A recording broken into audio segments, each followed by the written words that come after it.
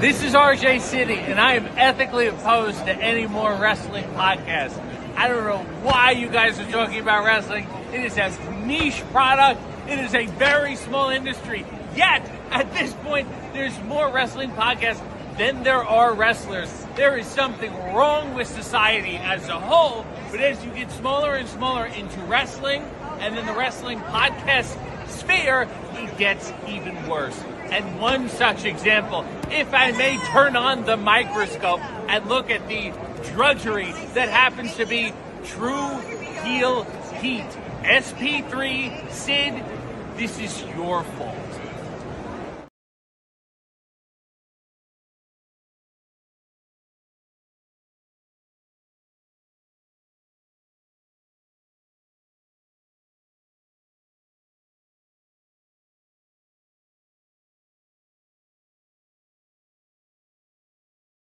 Hello everyone, it's the hardcore legend Mick Foley wishing a nice day to everyone there, right there at True Heel Heat. Yeah!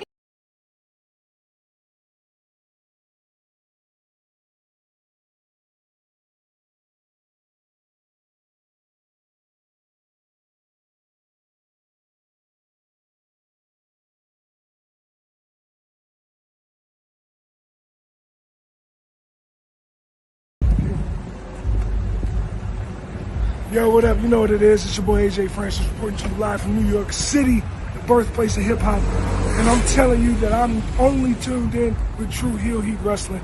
Holla at me.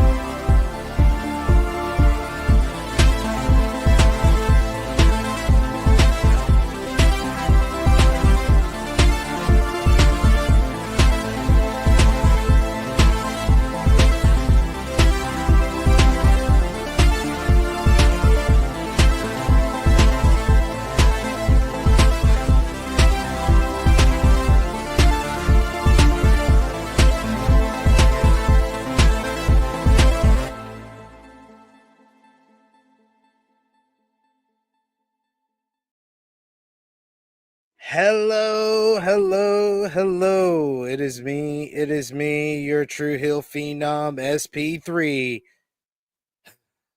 And yes, we are here for our WWE Survivor Series WarGames 2025 review. Breaking down last night's PLE on the ESPN app or from Petco Park in San Diego, California, as we had a big return, or maybe more than one, or maybe not. But we are going to discuss everything that went down at last night's big premium live event. And to do that, I am joined by my esteemed colleague. He is the man that is known as the True Draw here on the True Heel Heat YouTube channel. It is your boy, Josh. How are you doing? I'm doing great. Can't say the same about watching that show last night, though. That's that's fair, I guess. I don't know. We'll see. We'll see how the chat feels. We'll see. We might even do a poll today I think we might do a poll today to gauge how the chat is feeling. We did our poll over on the True Hill Heat community tab, where you can let us know what you thought about last night's show. But we might actually do a live poll as well to give the chat's thoughts on what they saw last night, because I know I have some thoughts that I will be saying throughout this show here. So you're entitled to your opinion. I am entitled to mine. You can say what you're going to say, like what you like, just don't be a dick. But we appreciate y'all for joining us live. Appreciate y'all for watching us on demand. Remember to show your appreciation back. The simplest way possible is by dropping a thumbs up on the video. That helps out so much. You can also share this video with all your wrestling fans, friends, and family on all your favorite social media platforms. If you are new to the True Hill Heat YouTube channel, hit that subscribe button, hit the bell to stay notified for all the great content here. And of course, you can sound off in the live chat. We love to interact with all of you. You can also sound off in the comment section if you're watching us on demand, because we love to continue the conversation there. But if you're with us live, you can sound off in the live chat. We'll highlight as many of your comments as possible. But of course, if you're feeling generous, you want to give back to what we do here, you want to show your support to the True Hill Heat YouTube channel in the best way possible, especially the people that you see on screen with us here, because it is the holiday season. You can send a super chat donation. Any dollar amount matters. It goes back to contributors that you see on screen with us here, and we always appreciate the support. We got Clown in the chat who says, "Good morning, everyone." Good morning to you, sir. We got I Make Beats who says, "Hello, friends. How was the show?" Is that a real question? Volop responds with mid. We also got Helen in the chat who says she thinks that the mystery man from last night, we closed the men's war games, was Jon Moxley. Which Volop responds with, "Why do you think it's Moxley?" He also says, "Never seen Moxley climb anything that fast." Both ways. Anyway, he said, "Anyway, neither of us should be entertaining a bad joke." Oh my God. Volop is on a roll in the chat, man. Yes, and I just saw his comment. He tagged me on calling Braun Breaker Young Shrek. Young Shrek in the building. I mean, Shrek was a worker. Shrek did get in the ring. You saw the first Shrek movie. He's getting the ring. He's on Cage Match. He should be identified on Cage Match for sure. We also got here Danny, our good friend Danny. Good to see you, Danny, in the chat joining us today. Danny says this show was mid. Outside of Liv Morgan returning and Austin Theory returning disguised, that's really the only talking point of the entire show. The women's war games was horrible. I think this might be a rare case that I don't have an issue with anything that Danny just commented. I don't have an issue. I think Danny is just very unlikable.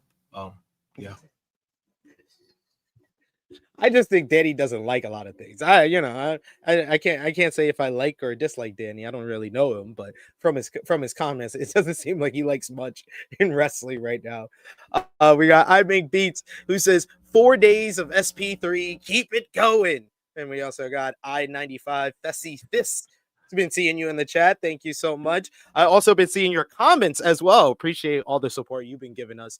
It says SP3, I love the hello intro. Laughing emojis. It's amazing, bro. Thank you so much. Appreciate that. And I will. I'll be hello. I'm going back. I'm going back in a few weeks. I'll be back in the UK. So I'll probably eventually develop an accent. So this is 3 years in a row. I'm going to be going on an excursion in the UK. We got Emmanuel who says, "Man, Survivor Series was some unseasoned Thanksgiving food that you had the plate to throw it away so you won't hurt people's feelings." Yeah, this was not even an unseasoned Thanksgiving food, Emmanuel. It was unseasoned leftover Thanksgiving food, because this was WWE at its finest, like going to their top 4 plays, They do about 4 plays for these PLEs to create moments, which is big stars making entrances, which is mass disguise person at the end of a main event interfering, and big surprise returns.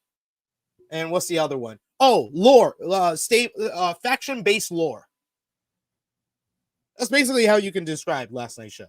That's what WWE runs to. They run to those particular plays, and you got a lot of that on last night's show.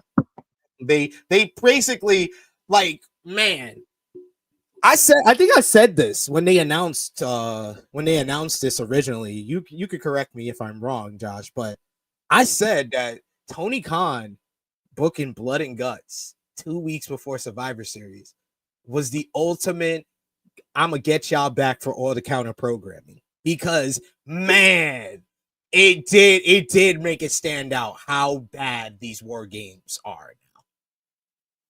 Like, it stands out even more because 2 weeks ago we saw how it's supposed to be done, how it was originally done in the 80s, and maybe on like a more glorified, more blood and gore type of level. But that's war games is supposed to have violence, all-out brawls, and hatred involved. And we got that 2 weeks ago, and it just was devoid of that last night. Yeah, in regards to how I felt about the matches themselves, it was kind of hard to like try not to compare it, because it did happen like 2 weeks ago. But then it's like you go back to it, and it's just like you can't help yourself, because it's the same type of match, same type of style, same type of rules. And obviously AEW has a different rule where it's like surrender. In WWE, you get pinned. You get pinned, you get submitted. But basically most of the rules are very similar. But when it comes to WWE's version, it's just way too tamed. That's the problem. These kind of matches should be, you feel like you're in danger, like Hell in a Cell, in the cage match, Elimination Chamber. You should feel like you're in danger. That's the whole point of those kind of matches. And usually with WWE, there's certain guys who can make up for it with like storytelling, with how they go about it. Like Punk, when he had that cage match with Drew McIntyre, was it Hell in a Cell? That was a great match, And and it wasn't like they, like, obviously there was a lot of blood involved. Drew had that cut that was like a mistake, but there was blood in it. And that ended up being like a match. That was actually one of the best matches of the year for WWE, in my opinion. But in war games, it always feels like it's way too tamed. It's like, it's supposed to be dangerous, it's supposed to be a blood feud, it's supposed to be all these things. And I think last year we got that more so. Like last year, I thought the match was fantastic, honestly. And I still stand by that. If anybody asks me, I'm like, that match was, like that was like their war games, their style of war games. And this time around, it was just, I think they were trying to duplicate that, and it just wasn't happening. Yeah, it felt like leftovers. It felt like they were trying to reheat what they did last year, and it just didn't work the same. No matter how many big stars, how many old rivalries that were referenced in the war games, it just didn't feel like it felt last year. You're right. Like last year's Bloodline versus Bloodline one was great. It was very, I agree with you. That was like one of the better WWE matches of the year for me. And with all the drama that they did, one thing that big mistake that they made, why did they get rid of the shark cages? Yeah, that was a little weird. That was fucking weird. You have a stadium. You have more room. What the fuck are you doing? The shark cages completely. I think that maybe it was Brock who's like, I'm not standing in no goddamn shark cage. Or whatever it was, but man, it just, and because of the lack of violence and the lack of hatred, there was some blood in the men's war games. I see Val up in the chat who says I like the spots in the women's war games match more. I disagree. I did not like any of the spots because I've seen them all. Yeah, with the women's, the EO put a new variation she put a new variation on her cage dive, and that was cool, and that was probably the best spot of the night. But the spots in the women's war games, oh, I didn't think any of them really worked. You either had to very much suspend your disbelief to the point that it's in the sky, or it just looked bad. Yeah, it just felt like they weren't really doing nothing unique, nothing new. Obviously, we know a lot of the women that were in there they could perform. It's not like a knock to the women. It's just I didn't see anything that was unique in the match. I didn't see anything different that they've done. There was nothing that really stood out. And then even with that trash can spot, we always get that spot. So it's kind of like when that's your best thing in the match, to me, that kind of tells you where that should go. Like she's been doing it for years, right? Credit to her. Obviously, it's kind of like a running meme kind of thing now, where it's like, all right, we put Io in the War Games match. Guess what? We're gonna put her in the spot. I think I've gotten like used to that, right? But when that's your best spot, then you should that should probably tell you how that match went. Yeah, it wasn't much to the matchup. There was some nice moments in the matchup, like Charlotte and Becky going face to face and interacting with one another. I thought Asuka was good in the matchup, and Io for the most part. Rhea was good in the match. AJ did what she had to do, but it just seemed like no one knew how to use weapons. No one brought any type of like real intensity outside of really like I think Lash Legend was probably the most intense in her work in the ring. Like it was a couple of weapon spots and then it was just over. And then don't even get me started on when the match beyond started for the men. It was like 5 minutes. I blinked and it was over. It was a weird night. This was a weird show because I was excited 2 weeks ago after the MSG show. I'm excited for this show. Remember, I'm on True Heat saying that, oh, WWE, they really made this one of the big four shows again. They've done a great job of hyping this up. They're throwing all the stars in War Games. And then I got that show last night. Oh, man. I don't think I know people will say WrestlePalooza was a worse show than this, but Vaquer versus Io was better than anything on this show. And this show, I felt way more disappointed in this show than WrestlePalooza. Yeah, because I think people got to see like the levels of it. Because WrestlePalooza, obviously, that was like the big debut of ESPN, right? And that was more so, I would say, I'll put more of the blame on TKO itself to try to like hype it up. Because TKO really wants it to believe like, hey, this is our show. We created this, and this could replace WrestleMania when it goes to Saudi. Like we could really make this a big thing, and we didn't get surprises. We didn't get anything big. It was also a arena show. It was 14,000 people, which is still a great crowd, but you can't sell me on something that's supposed to be like a WrestleMania when it's less than 20,000 people. Then you get what you got within that card. And I do agree like that match with Stephanie, that was arguably the best match of the night from that show. When it comes to Survivor Series, you get the men's War Games match where you had Cody, Roman, and Punk in the same team. You're the top three guys. Right? Your top three guys in the company. You're talking about like having Aaron Shohei in the same team. Right? Then you have Brock on the other side, right? And then we got what we got.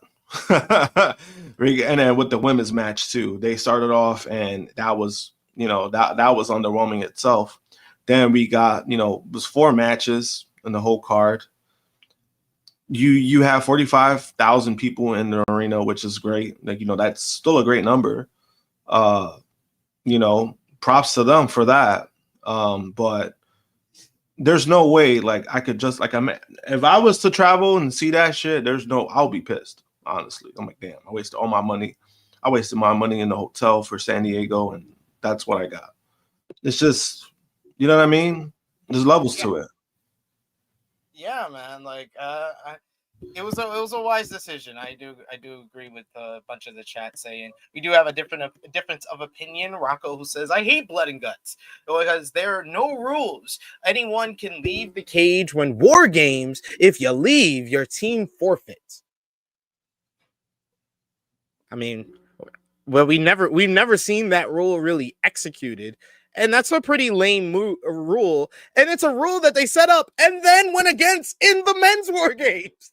They literally said, once you enter the cage, you cannot leave the cage. Then it became, once everybody's in the cage, you can't leave the cage. They literally changed it on this one show. Yeah, and I don't think that's I think that's a pretty stupid reason to hate a match, to be honest with you. They leave the cage. It makes it different. It makes it different from separate companies. That's my opinion. But then also when they do go out, they use the cage. They go on top sometimes. They use it to their advantage. I mean, what, right? I like it. I like it for that aspect because I'm like, all right, at least if they're getting out, they're using the cage as a weapon. They're still using it in that type of match. But I mean, yeah, like you said, they changed it on the fly, and it was obviously why they changed it on the fly was because Brock and Roman were involved. That's the reason why they changed it. But I think that's more fucking stupid than anything. Because the whole purpose is like you're getting guys in the ring, and also I think, I'll get into it later, but there is a problem with the format of War Games for WWE. I'll get into that when we talk about it. Yeah, the lack of violence, the lack of hatred, the fact that it's not really, it doesn't feel like War Games. It does feel like a traditional Survivor Series matchup in a cage. But the fact that there was no shark cages this year, it felt like the Royal Rumble in a cage. I'm just hearing the countdown clock. I'm seeing a bunch of entrances. People come in, they run wild, then they're put down. Then someone comes in and they repeat the same thing. It's basically the Royal Rumble. Yeah, it's that, but then there's also something else that I'm just like, somebody did mention it yesterday when I was on Facebook, and they I kind of ratioed them, so it was kind of like, oh boy, like I guess I was right in this. I don't know. You gotta take your wins where you can get it. You gotta take your wins where you can get it, sir. Yeah, it's because what happened was that somebody mentioned about like the style of, somebody was like, oh, I have a bone to pick with WWE's War Games matches. And they were talking about making the matches elimination. Instead of like one pinfall, everybody wins, the whole team wins, right? And I said, to me, I don't think that's the problem. I don't think that makes it better. Elimination. I think. Yeah, if it was elimination, then it should just be a traditional Survivor Series match. No cage, no two rings.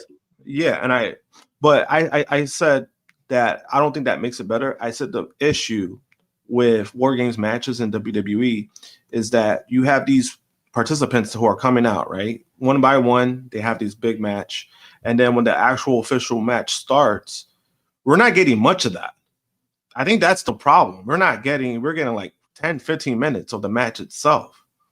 When you already had like this whole dragged out match, people already coming in, and then you make the actual match like 10 minutes. That's not much to work with in a War Games match. The whole purpose is for both teams to go at it once the match starts. And then when you're making it 10, 15 minutes, there's no substance to that. And I felt like that's what happened with the women's War Games match, where once everybody got in there, it kind of everything just felt fast. Like once Lash got in there, she did her moves, she got fucking missed it. Io did her move, and then something happened else, and then it was over. I was like, what the fuck? Like, that was the match? That was it? It was just, I think that's been the biggest problem when it comes to these War Games matches for WWE. I think they have to figure out a way, if you got to give it more time, give it more time. You have all the time in the world to do that. You got to make it mean something. And when you do that, you're not making it mean nothing. Well, let's get into the show. What did you think about the crowd last night in San Diego? I felt, to be honest, for a stadium show, I felt like they were okay. it was kind of noticeable where certain people came out. It was like, all right, this person got the loudest ovation. I don't know. I've seen better crowds. That's the best way I could say it. Yeah. But we kick off with, of course, the women's War Games matchup. Every year, it seems like Survivor Series, ever since they brought in War Games, it kicks off with the women's War Games matchup. For the babyface team, who has the advantage in the matchup, you have Charlotte Flair, who comes out adorned in new attire, new gear that was made in dedication to a young child that is sick with cancer, I believe it said. And I was like, yeah, they're definitely not losing this one. I'm glad I picked them in my parlay. So she came out. Asuka came out for the heel side, of course, following up from their matchup, the advantage match on SmackDown. They go at it for a few.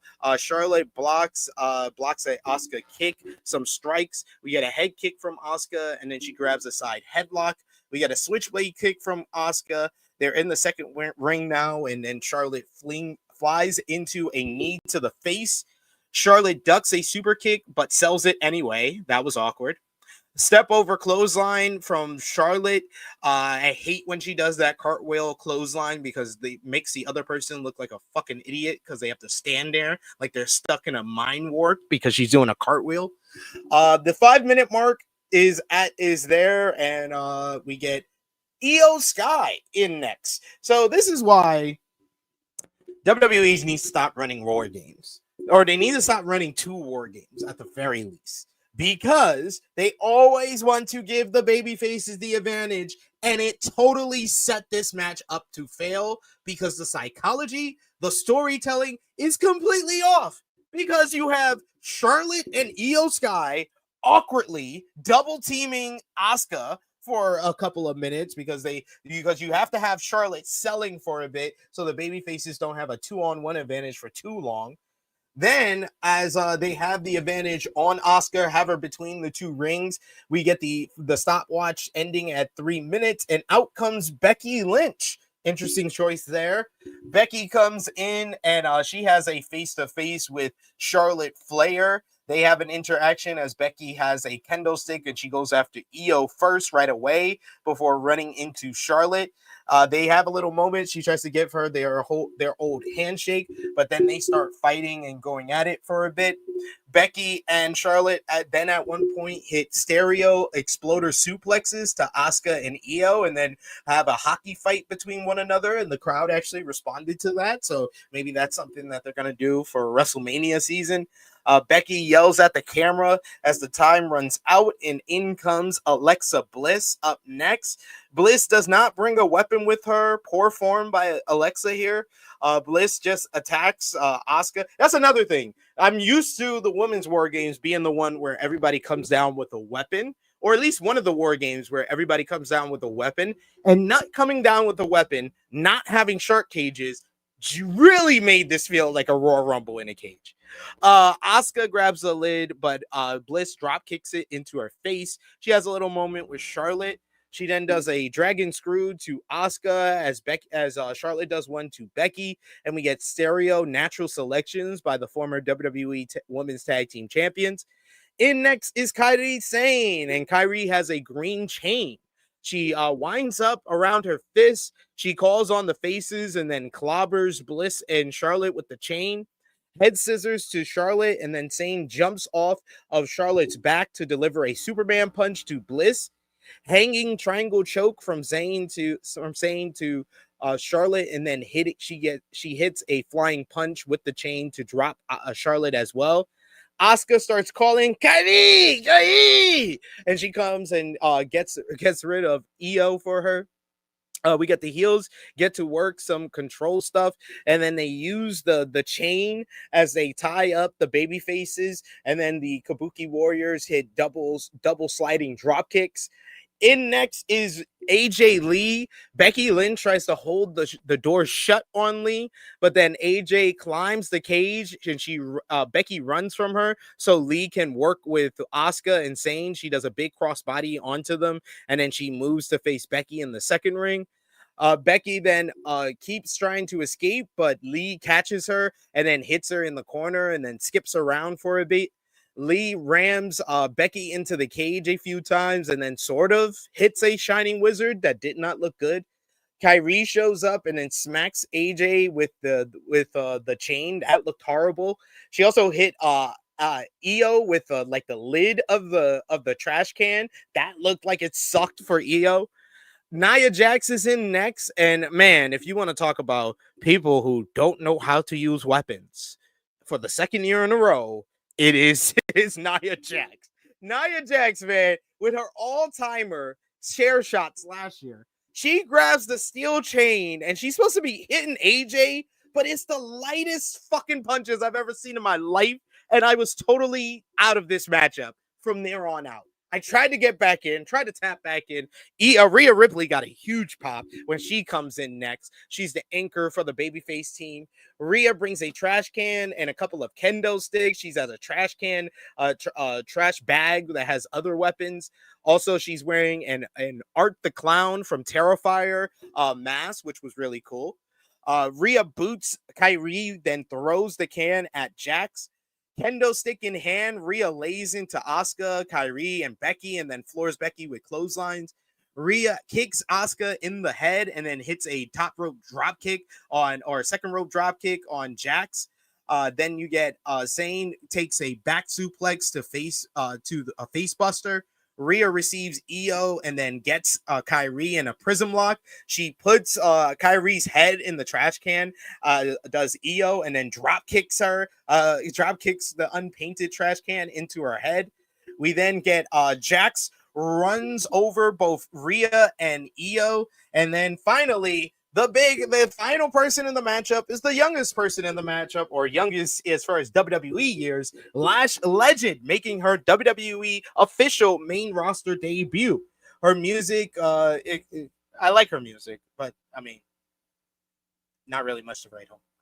Lash slowly makes her move, and I thought like she brought some intensity to this matchup, and I think that the match did get better when she got in here as like the unstoppable force. She starts ragdolling Bliss for a bit, then Lash with a big choke slam to Charlotte. I thought the best interaction of the whole matchup was Lash and Rhea going at it with one another. She hits her with a big pump kick and gets a 2 count. Rhea with the headbutt, and then she tries the riptide, but Nia's there to break that up. Bliss jumps onto Nia's back while Charlotte unloads on Lash. Jackson Lash then hit stereo power bombs on the former WWE Women's Tag Team Champions. Becky with the manhandle slam to AJ, but Io hits an over the moonsault to break that up. Lash and Jax attack Io. We get a double military press, and then they throw Io onto the other faces in the second ring. Asuka grabs Io and puts her in the death drop, but then Zayn with the chain, and she hits the insane elbow at the same time. Rhea breaks up that cover. All the heels surround Rhea in the second ring. Rhea starts swinging, but the numbers catch up to her. Charlotte shoves Rhea out of the way of Asuka's miss, and she misses Lash instead. That was poorly timed, but you then get Io climbs the cage. We get AJ who grabs the Io designed garbage can, and she tries to put it up to her, but she's too small. And then Rhea has to put her up on her shoulders. This took way too long to set up for Io to grab the garbage can. She puts it over her head, and this maniac just does a freaking front senton off the cage onto the pile of women. She has to have a lot of trust in the woman in the ring, because goddamn, just a blind jump from like 15 feet in the air. Got to give it up to Io for that one. Good. That was the spot of the matchup for sure. Becky is left all alone after all the other heels are taken out. So she tries to run for a bit, knowing that she will get disqualified if so, but she runs right into Bliss with the sister Abigail DDT. Then Charlotte pulls her down, and then Becky takes a parade of other finishers, a headbutt from Rhea, and then finally AJ Lee locks on the Black Widow submission for the win for the baby faces here. AJ Lee, Alexa Bliss, Charlotte Flair, Io Sky, and Rhea Ripley win this year's Women's War Games matchup. The second half of this matchup was fun enough, but goddamn, I had to get through like 25 minutes of some horrible, horrible, horrible, horribly planned out, laid out matchup. None of the performances were that bad. I thought that the ladies did their best for what they were given, but they were legitimately set up to fail. The babyface having the advantage totally screwed this match over. No one knows how to use a weapon, so they therefore should not be in a War Games matchup. Why are we putting these women in a matchup that they just are not, they're not prepared for? They don't know how to use weapons. There's no hatred. There's no violence. There was no intensity here. The effort was fair enough, but so I'll give it 2.5 stars. But god damn, man, this was such a disappointment.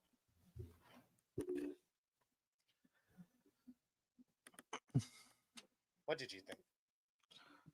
I mean, I feel the same way. I thought the advantage part was they screwed that up. They always every time they do it, they always screw it up. And you always see it with the result that you get. You know, like I said, during the match, it was like when everybody was coming in, I mean, it just felt like, you know, like it felt like the women were fine. You know, like they were trying to do their best. You know, they were doing what they were supposed to do. But then it's like, ladies, you're in a War Games match. Like, you got to do more than just like the basic. You know, I thought the Becky stuff was like, I mean, as far as it being funny, it's funny. Like what she was doing was funny. But then I'm just like, sis, it's a War Games match. Like, we shouldn't be getting like this kind of comedy stuff within a War Games match. We need to see like this blood feud. Like, you hate, like, you know, like AGD got your number. And why are you scared of her? Like, why are you acting like you're a chicken shit all of a sudden? You know? And I think that was a problem too with this match. Like, there was no heat at all with this match. It was just like women just coming out, just having to be part of the match. There wasn't really a lot of weapons. You know, Rhea at least tried. Like, you know, they had her deal with that, like bring in the trash can with weapons and all this stuff. But it wasn't like, again, like the women, it's themselves were fine, but they weren't doing nothing different. You know, like, it's cool seeing AJ Lee again, but it was like, all right, cool. Like, you know, you gave her that spot. You know, even that thing with Becky was holding the door, and then she's like trying to open the door, and then she just ended up climbing. I'm like, sis, you know, you could have just bit her fingers or something, or like just hit her fingers, and you would open the door. Instead, you just climb up that whole cage for what? You didn't even use the cage. You just got over, and then when you did your diving spot, it was just on the ropes, like you know, like that's what you did. And then again, like I said, when Io doing the trash can spot, like she always does, it's a tradition at this point. But when that's your best spot of the match, that should tell you how this match went. You know, because again, when it's something that's already like given, I think you always give credit to Io always doing that. If she's willing to do it, that's fine. But then within the rest of the match, you should be doing something that's unique, something different. And we really didn't get that. And I even like the last 5 minutes or so, I think what kind of took me out was once Lash got misted, the match was over after that. Like, it was just, yeah, the match was over after that. I didn't put too much focus on that, and it was over. Like, that's basically, that was it. Like, they had like that little thing, and then she does the flip, and then, you know, they're doing the moves on Becky, and then AJ tapped her out. It just felt quick after that. Like, it was disappointing. I was disappointed with this match. Y'all, I just expected more. I thought that they put a little bit more effort into the build to the matchup, and I just thought with the people involved, with Becky, with Rhea, with the whole Becky and AJ rivalry, with Charlotte Flair and Alexa Bliss and their story, with Lash Legend having something to prove, with Io Sky being the probably the War Games veteran of everybody here, and Asuka in form the way she's been the last few months. I just expected to at minimum be like a good match. This was not good. This is like fell apart. It felt like you were building a Jenga tower, but you had no bottom. You had like no bottom. Yeah, it was on like one thing. So when you put too many, that weighed over and then it all fell down.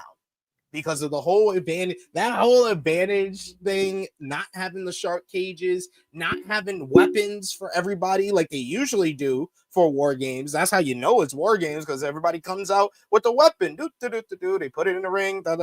That's how they do war games. WWE. They didn't even do it the way they usually do it.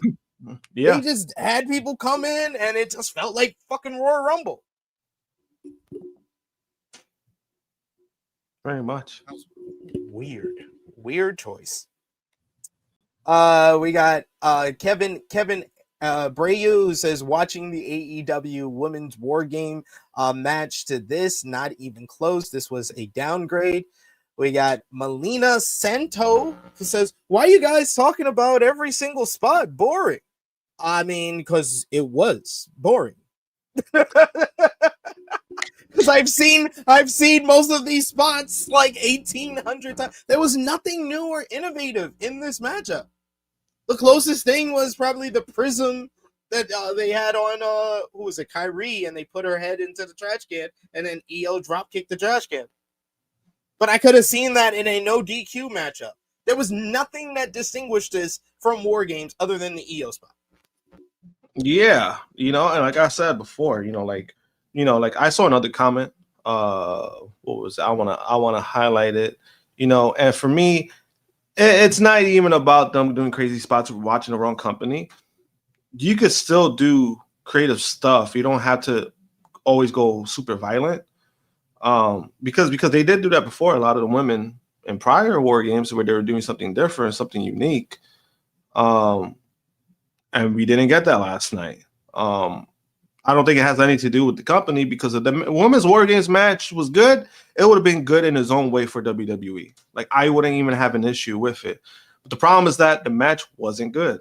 Like, it wasn't a good match. It wasn't even, like, to me, it wasn't for what you promoted, for what it was supposed to be. I didn't, like, if this was what we got, then I'm like, if this was what we got for War Games, this shouldn't have even been a War Games match. It should have just been a regular 5-on-5 traditional match for the women. If I would have been fine with that. Well, Melina, she says Triple H 100% right. The internet fans like to complain too much. Enjoy the show. If the show is not good, why should I enjoy it? So you're saying regardless of the quality of the show, I should just enjoy it and not criticize it at all. I'm sorry. This is 2025. I'm a human being. I have emotions. I can like or dislike something. If you want to see us talk about a WWE show that we did like, check out our Crown Jewel review. We were very high on that show. That was a really good show. This was not.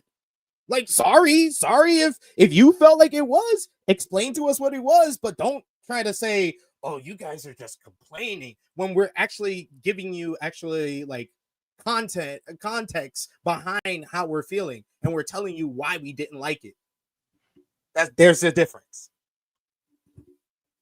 Yeah, hey, if I'm supposed to enjoy everything, I'll quit right now. Like, I wouldn't even do wrestling content. Because like, I hate when wrestling fans do this shit in general. Oh, just enjoy it. Let's say, shut the fuck up. Because something is bad, I'm going to say that it's bad. And this is for anything. If my team sucks, I'm going to say why my team sucks. Right? This is, like, and it's fucking commentary. This is what we do. Right? I mean, I try to sound like at the moment right there. But you know what I mean? Like, this is what we do. Like, we give commentary, but when we do it, we do it in good faith because this is how we feel. We're not doing it because, we're going to shit on WWE. We do it because this is how we feel about what they're doing, right? It's like last week. It's funny that how last week on our podcast, I literally started this podcast talking about how excited I was for this show after the NXT show.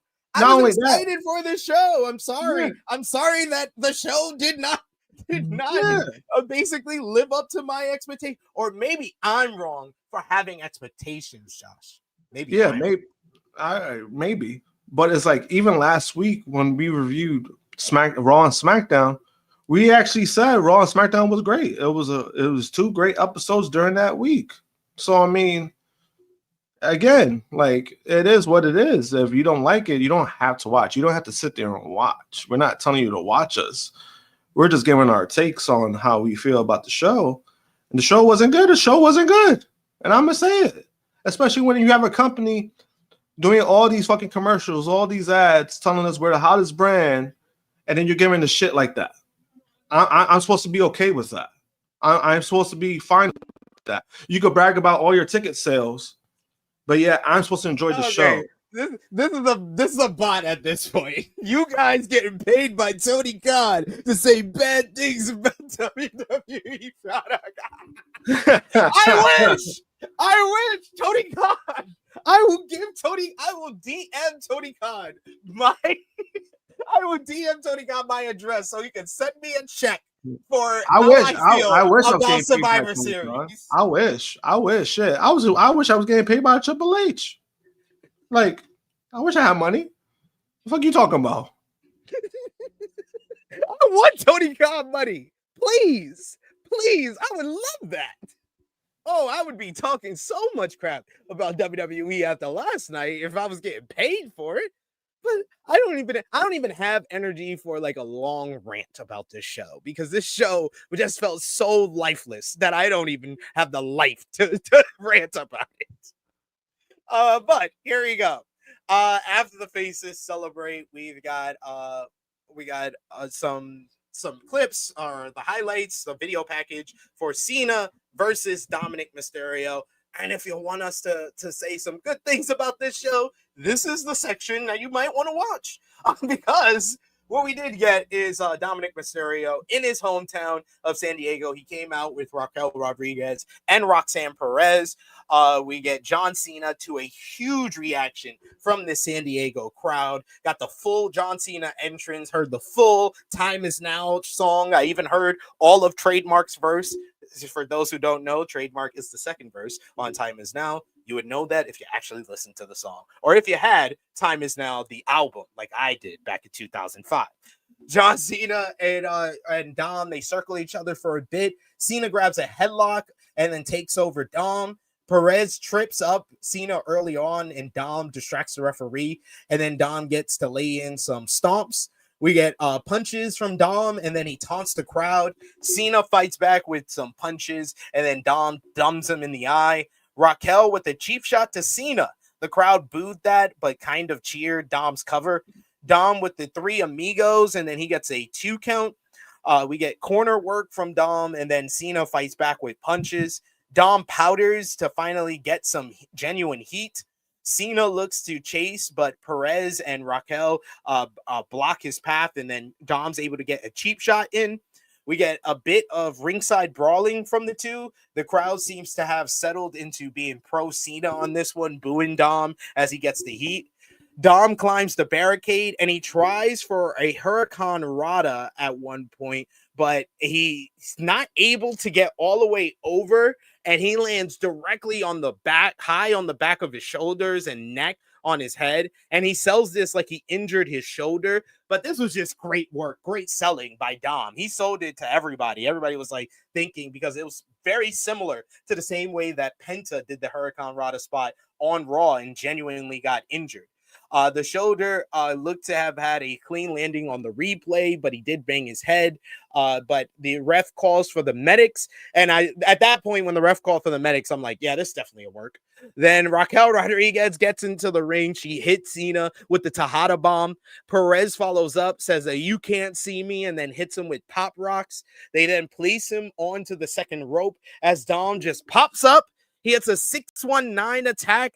Then he follows up with a frog splash. But the referee doesn't count. I was like, why not just let Cena kick out? And why are you just making up rules? You didn't see them interfere. How many times has Dom done this? And you didn't just stop the count and didn't count after he cheated, after he fooled everybody. That was stupid. I was like, just let Cena kick out. What the fuck are we doing? The match would continue. The referee eventually throws out Raquel and Perez to the back. We get Cena pulls himself up from the fire. He hits the 5 moves of doom. He reminds everyone this is the last time he is doing the 5-knuckle shuffle before he hits it. Attitude adjustment attempt is countered into a pinfall attempt from Dom. Dom is able to counter, but Cena is able to counter that. He gets him into the STFU. Dom crawls to the rope and gets there to break the hold. Cena gets kicked off, and Dom removes his boot to set up for the 619. Another frog splash. That only gets a 2. It did not get even close to the pop that it would have gotten if he kicked out the first time. Dom puts his boot back on. Cena hits the attitude adjustment, but he's only able to get a near fall. Both men slowly pull themselves up. They start trading rights. This favors Cena as he's definitely the heavier puncher. He goes for a shoulder block, but Dom's able to duck that, and he hits the referee. Cena reapplies the STFU, and that brings out JD McDonough and Finn Balor. They attack Cena with the referee down. Cena is able to get his knees up on a JD McDonough moonsault, and then Finn basically just misses Cena on a coup de grace because Cena did not move out the way. He then is able to get them in the corner with a corner splash. He then picks up both men, and for the final time, we get a double AA. Cena is a physical tank. Dom gets the IC title. Cena clocks it and hits him with another attitude adjustment. He calls for a referee, but instead he gets the returning Liv Morgan. Liv runs down. She stares down with Dom. She then gets mad and smacks him barely. Then Cena seems amused, but also confused. He asks her, like, points at Dom. Then Liv all of a sudden jumps on to Cena into his arms, giving him a hug. Cena is a married man. But the camera closes up on Liv as she goes from smiling to this crazy-eyed face as she pulls a John Cena on John Cena and hits him with a low blow, sending him to Dick Kick City, puts him on the second rope. Dom gets up. He hits the 619. Liv hits Cena with the Intercontinental Championship. Dom heads to the top rope, and he hits a third frog splash of the matchup. 1, 2, 3. Dominik Mysterio is now a 2-time Intercontinental Champion, picking up the biggest win of his career against John Cena here. This had all the bells, whistles, smoke, and mirrors that you would expect from this style of matchup. This was Judgment Day lore at its best, with Liv coming back into play, and that's going to be a great dynamic with Liv back, with Roxanne and Raquel still in the group. So we're going to see how the love triangle develops there. So I'm very happy that Liv Morgan is back, and so like just 5 months after she suffered that shoulder injury, and her and Dom are going to be on fire in WWE moving forward. Dominik Mysterio picking up his biggest win. He gets a lot out of this. And honestly, out of all the matches on the night, this was probably the most enjoyable to me. I gave it 3.5 stars. It worked for me. It probably didn't work for everybody.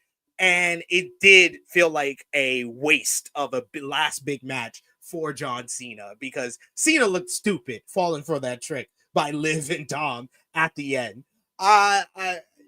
This match is really going to vary on your kind of your tolerance of Judgment Day lore and WWE's reliance on interference. But if you're able to negate that, I enjoyed this. What did you think? I'm pretty mixed about it.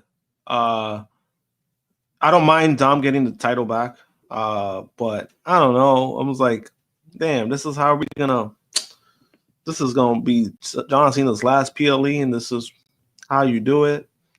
That's where I'm at with it, where it's like it's way overbooked for my liking. And don't get me wrong, I understand everything because of Dom. It's the Dominik Mysterio effect of him cheating, him finding ways to win. There were certain spots that were like I did question, like that ref when he stopped it. Why are we doing that? That's never been done, and then all of a sudden now that's done. But yet the ref was not even consistent himself. Does he still make the fucking count? What was the point of that? You stopped it the first time, but then you didn't even bother to stop it the second time. it's very inconsistent. I think that's where for me is like, you know, I'm not buying the bullshit of, oh, this is part of Dominik's Mysterio story. You know, the refs are tired of him. But yeah, you still did your fucking job. Giving him the title. Like, you still did your job. So that doesn't make any fucking sense to me. That's where for me it was like more stupid than anything. Because everything else I get. I get the overbooking. I get like the, you know, the ref bump, then Judgment Day coming out. That shit I'm used to. You know. So to me, that has like no effect, but that ref thing was just pretty stupid because they did that same exact spot. Dom does the 619, this is a frog splash, and then Cena kicked out. So it's like you did that for nothing, but Cena easily could have just kicked out. That was stupid. That for me, that was very stupid. And it was after you already had Dom kick out an attitude adjustment. So what is the point of not letting Cena just kick out of the frog splash if you're just gonna do that anyway? Yeah, it was stupid. There was a lot of choices in this that just felt like, okay, you're overthinking this. You're trying to be too cute. Yeah, it was just fucking stupid. And for me, again, it was more stupid because of the fact at the end of the result, it was still the same fucking thing. Dom cheated to win, and then you still make the pin anyway. It was fucking stupid. That was more dumb thing. But then also, like in the match itself, like they did make Cena look like a fucking jackass for falling for that. I mean, yeah. I mean the slap was bad. Obviously, there's people defending like, oh, it was supposed to look bad, but no, she fucking missed by a fucking foot. Like she missed completely. Like, what are we doing? And you're telling me that Cena couldn't see that shit? I mean, literally, you know, no pun intended. You're telling me he couldn't see that? You know what? I make beats. You're actually right. I am. It's like more like SP3 getting paid by Tanahashi to praise New Japan. Yeah, because I ain't getting no money, so that sounds about right with New Japan. Oh shit! You ain't getting paid by Gato, that's for sure. Oh, we got Alexander Fitzgerald says, I'm here most weeks watching SP3 and Jimmy. They criticize AEW. Exactly. Little do they people that say this nonsense on social media or in our live chat know that most weeks I literally was arguing with someone yesterday, Josh knows, about us criticizing and saying AEW has a too many titles problem. Yeah, that was weird. That whole thing was weird. And it's like, it's kind of crazy because every time you get into this galore of like criticizing WWE or criticizing AEW, it's always like, damn if you do, damn if you don't. Damn if you do, you criticize it, you have to freaking WWE shows fucking complain. But then when we praise it, we give it credit, then none of them are ever around. Never around, right? Not a peep. When we criticize AEW, they're not around. They're not around. AEW fans, but the AEW fans are around. Yeah. The AEW fans are around, and they're like, "Oh, you guys are always trying to find a problem with AEW." Let me just tell y'all, I am, if anything, I may be no. If anything, I am a New Japan shill. I'm not paid by them to be a shill. I just like their product a lot. So I will say, if any company I am a shill for or a fan of, it's New Japan. I criticize New Japan more than anybody who praised it. As much praise as I give New Japan, I criticize them just as much because none of these companies are perfect. All of them have problems. All of them. Yeah. And as always, to me, it's always okay to fucking say that. To me, it's just you're more in bad faith when you just don't want to admit when something is bad. Like, people could like TNA. If you like TNA, fine. You can like TNA. But then you can't tell me that their show is good. Like when I watch it and they make these weird decisions, like the whole fucking shenanigan bullshit what they did with Santana. How can you defend that? You know, like how is there defending that? In AEW, they just added another title while splitting another title. How was that justifiable? How can you justify that? You know? I'm just saying. I'm just saying. We're not going to defend stupidity. Especially when it's stupidity, it's unprovoked stupidity. That title situation in AEW is such unprovoked stupidity, and a lot of what's going on in WWE is just unprovoked laziness. That's the difference between the two companies right now. Stupidity and laziness. Yep. For a company that, you know, they're like, hey, we're going here and we're making record profits, and then you're giving shows like that. I mean, it is laziness, and it's gotten to a point where it's like, this is like, again, like this year, like I've been saying, this is the most Triple H VKM booking in his entire booking career. When it comes to NXT, when it comes to the main roster, this is the year where it's like, wow, this felt like VKM booking WWE. Cena got beat up by Dominik Mysterio and a bunch of girls. They did their finishers on it.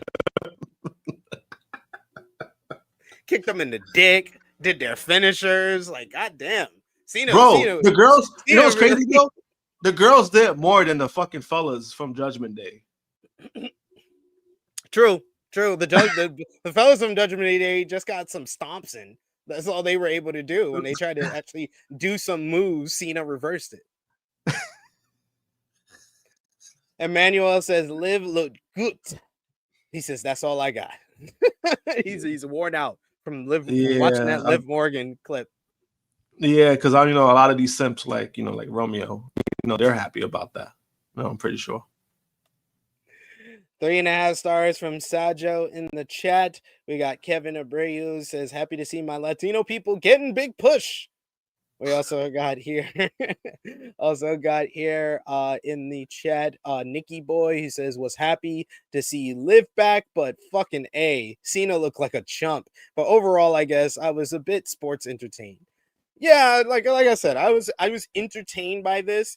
I would say, like, objectively, from crowd reaction to what they were able to do creatively with making this match happen, it felt like effort-wise and just the reaction from the crowd, this was the best match of the show. This was the match that it felt like the most genuine crowd heat of the entire night.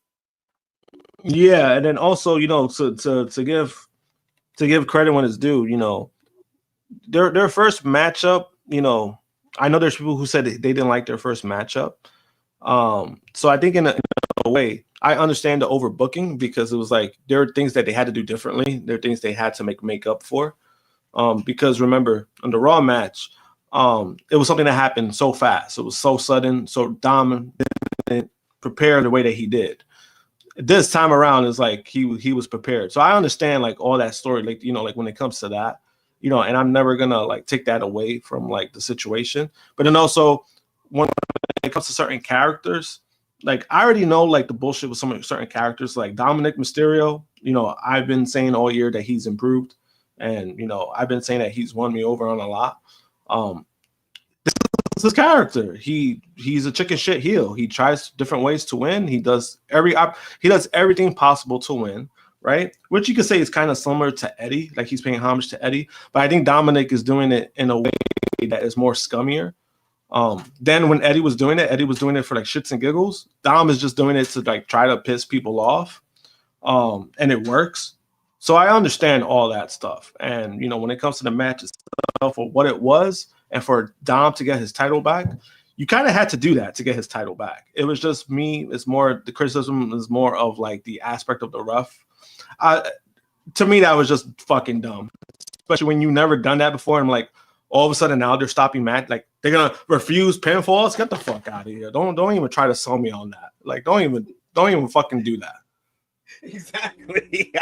They're probably never gonna do that spot again, and it's just gonna be like, then it doesn't make even more sense why they did it here. Like, you insult my intelligence by doing not only doing that, but then they did the exact same spot, and then Cena kicked out anyway. What was the like? So you know what I mean? Just like, do it the first time. That annoyed me. That really pissed me off. That annoyed the hell out of me. It's like, why you just didn't do that the first time? Didn't even get the pop the second time. Negro Buck says, I might as well be an AEW show, but dude, that Continental title shit almost gave me an aneurysm. Like yo, I love Negro Bug is basically part of this channel because he basically said it in a nutshell. He's like, the narrative that THH only criticized WWE needs to be put to bed because I'm sick of it. Laughing emoji. I just find it hilarious at this point. Yeah, I mean, and again, like you can say that we're more in favor of one company. And I've been very open about it, right? When it comes to the wrestling product itself, AEW gives me more what I feel like wrestling should be. Great matches. Their storylines have gotten better, regardless of what people want to say this year. Are they perfect? Absolutely not. And there's a lot of things I can still point out that is like, oh, TK needs to fix this. TK needs to fix that. But in regards to the product of wrestling, I do feel like AEW gives me what pro wrestling is. Again, WWE, they've made it clear what they are. Sometimes they want to be pro wrestling, sometimes they don't. Like Michael Cole has said, we're not in the wrestling business anymore. We're in the entertainment business. But yet he's calling EO the best wrestler pound for pound in the world. And I'm just like, but which one is it, Michael Cole? Like, you can't tell me this is entertainment, but yet you're still trying to use those aspects of pro wrestling. WWE is an entertainment way of wrestling, and I understand that. WWE is trying to be more than that. They're not going to be more than that because at the end of the day, you're still wrestling no matter what. People go to shows to watch the matches. It's wrestling. It's not a soap opera. It's wrestling. Yep. You're definitely right, sir. So my final question about this matchup, though. Does this loss diminish John Cena's final matchup? And do you think now this sets up Cena to do what I think we said this like a month ago now, that we said we think that John, I don't know if it was me and you or it was other people on the I think it was me and JJ was on that podcast, but I was like, I think John Cena should win his final matchup. And him losing here made me go, oh no, he definitely needs to win his final matchup. He's in Washington, D.C. against a foreign monster heel. Like, you think those people are going to be happy to see Cena lose again after WrestlePalooza and Survivor Series? Nah, fuck that. He got to win the last match now. Yeah. What do you think? Nah. Do you think this diminishes the final matchup as well? I think it does, kind of. Yeah, it does a little bit. It does diminish it a bit. I don't think it does completely because people are still going to go and people are still going to tune in to watch John Cena's last match. I'm sure as hell still going to watch it no matter what. But as far as like storyline and what we've gotten from Cena, yeah, it does because we've kind of, we've gotten a rough retirement tour. There's no defending it, and this is kind of no different. Where it's like, yeah, he was a Grand Slam champion. He finally became, but then it's like, oh, he had it for 19 days, and that was it.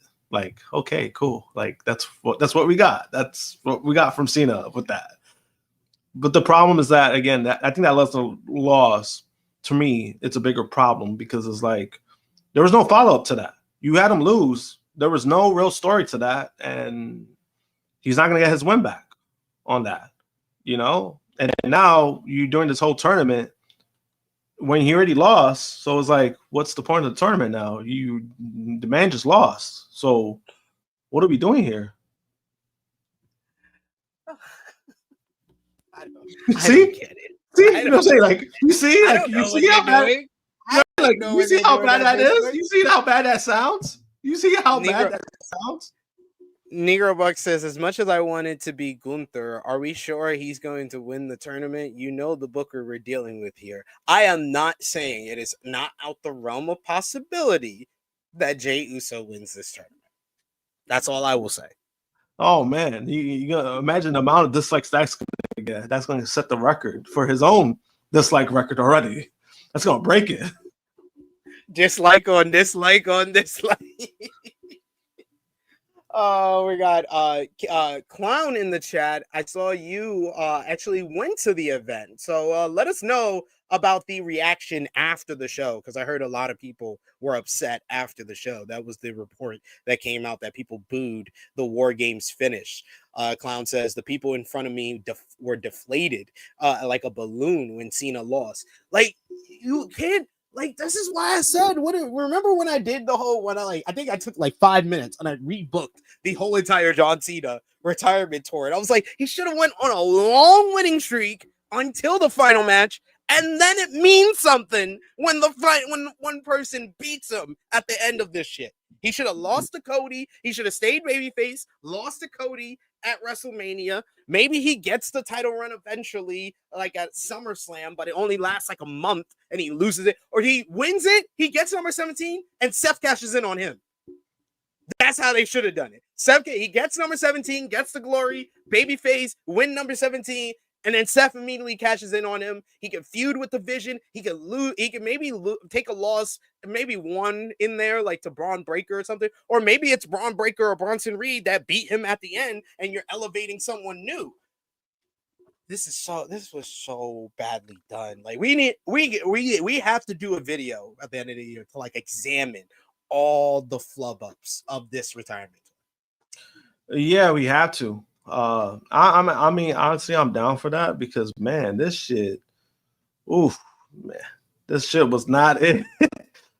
This shit was not it. It really was not. And you know, I remember when I made a post, there was people who agreed with me. There were some people who were trying to defend John Cena's retirement tour, but they were defending it for all the wrong reasons. You know, they're using merch, tickets, and all that stuff. And I'm like, that's not my argument.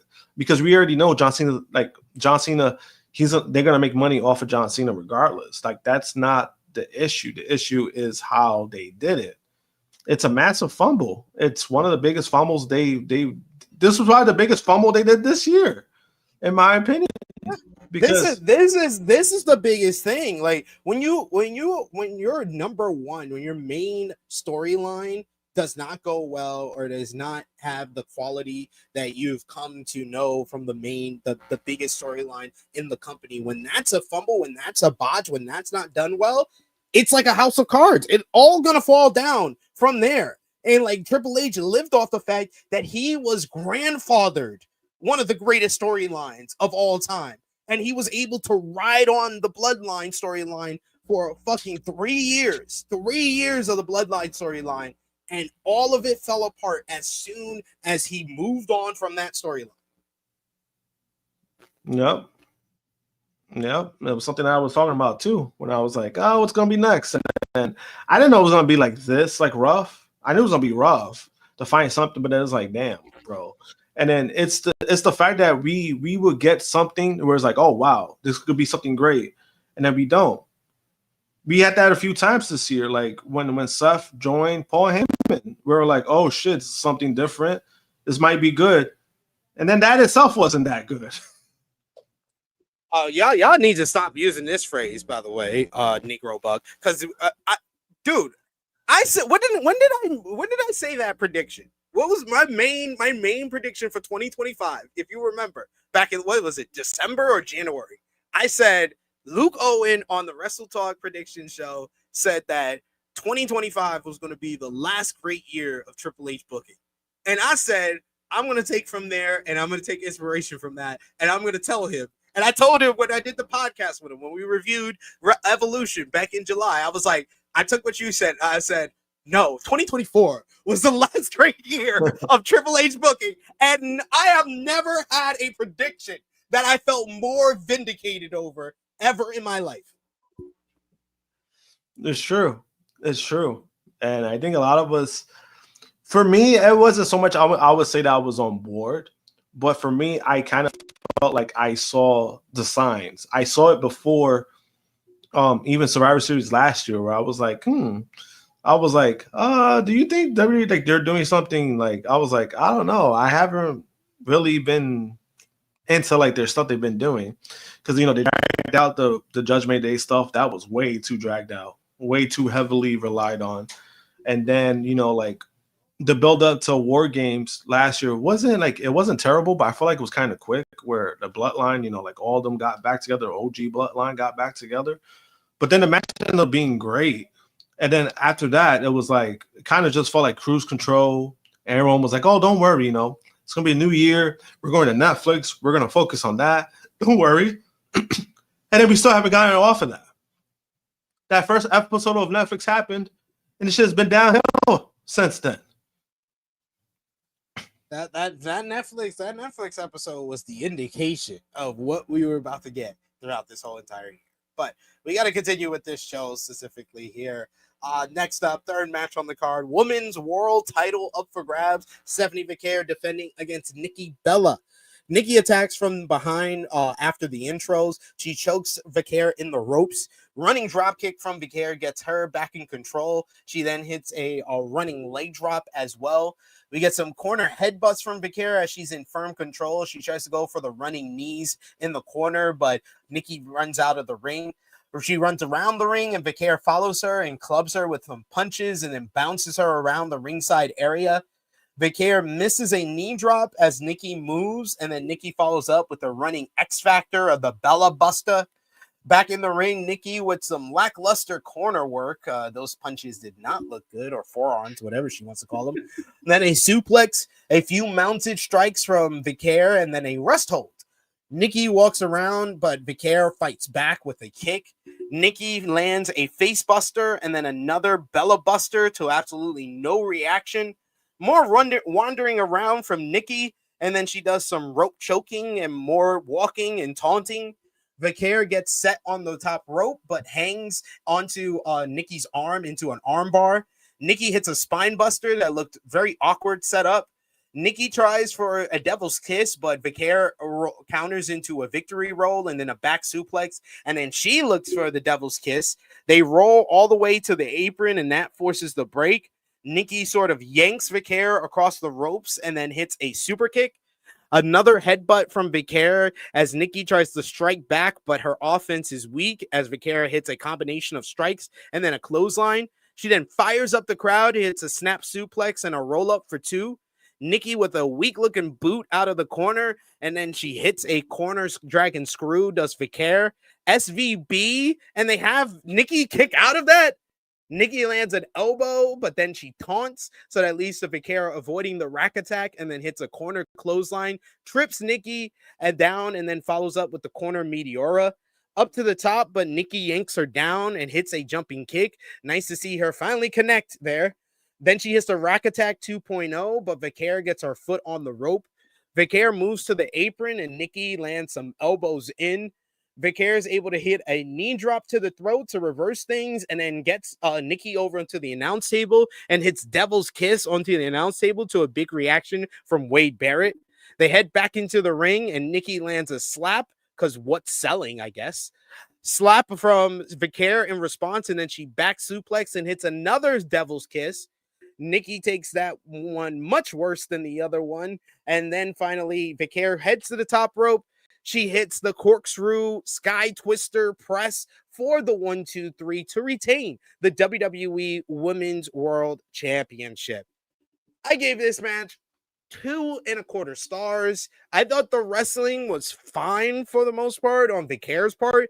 Nikki, not so much, but I thought the final half, the last 5 minutes of the matchup was fine once she started connecting with some of her strikes. That was nice. 2.25 stars. What did you think? And the crowd absolutely could not care any less than I did. Yeah, I mean, for me, the match was boring as hell. I was even watching it. I was watching it with Wendy, and I was just like, man, this shit is boring. I was like, is it just me? I was like, there's no interest in this. And I'm trying to get, into it. But, Nikki Bella, she's just, she's not good. I mean, I just think, not only because I know people use the excuse of like, oh, she wasn't wrestling for years and all this stuff. The problem with Nikki Bella is that Nikki Bella is wrestling in the wrong era. That's the problem. For when she was working, it worked for obvious reasons. But this time around, you're having so many women, so many who are super talented. not only that she's gotten older, but they're just better in the ring. You know, and then you kind of see the results to that, because even when I was saying that the match was boring, she was, you know, when he was asking me, is it because of Stephanie or is it because of Nikki? And I was like, it's because of Nikki. I was like, Stephanie's trying her best. Like, she's doing everything she can to make this match just interesting.